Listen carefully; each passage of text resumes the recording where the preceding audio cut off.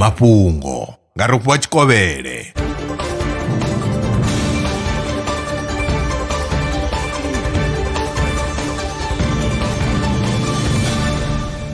Lo kovhela ndi madekwana hu khou tevhela mafhungo. Ndingo dza malofha dza vhulwadze ha khangwa dzi nga xedza vhathu vha re na vhulwadze ha tswio. Izwi zwo dodombedzwa kha bammbiri ntswa ya tsedzuluso yo gandiswaho kha Journal ya Neurology. Malofha a vhathu vhane vha vha na thaidzo ya tswio a sumbedza u vha na tshikalo tsha nṱha tsha khombo ya u farwa nga vhulwadze ha khangwa, naho khombo ya vhulwadze ha u hangwa i sa engedzei. Tsedzuluso yo shumisa data u bva kha vhaaluwa vha zwigidi 2.257 vha dzulaho tshiṱirikini tsha Kungsholmen hune ha vha ḓoroboni ya Stockholm kha ḽa Sweden. Vhasedzulusi u bva kha ḽa China vho dzumbulula ḓivhazwakale ya vhushaka vhukati ha tshimange na muthu. Vho wana uri zwipuka zwe zwa vha zwi tshi dzula tsini na zwitshavha zwa u lima zwa kale zwa China zwo vha zwi si zwimange zwa hayani, fhedzi ndi madidingwe. Tsedzuluso yo shumisa DNA ya masalela a re na miṅwaha ya zwigidi 5, ngudo yo gandiswa kha Journal ya Cell Genomics.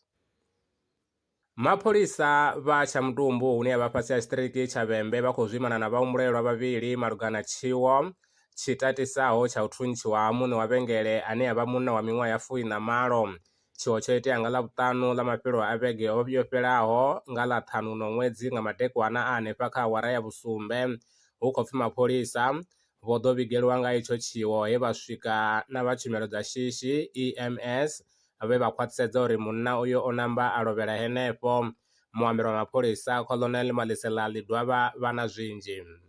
Preliminary investigations suggest that the victim was ambushed by 2 unknown male suspects.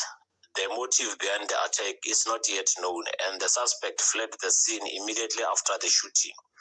Police have since launched a manhunt and are appealing to anyone with information that may assist in identifying and apprehending the suspect to contact the investigating officer, Constable Ephraim Rafuma, on the number 084-790-3514 or Crime Stop number 08600 or may share information on MySubs app.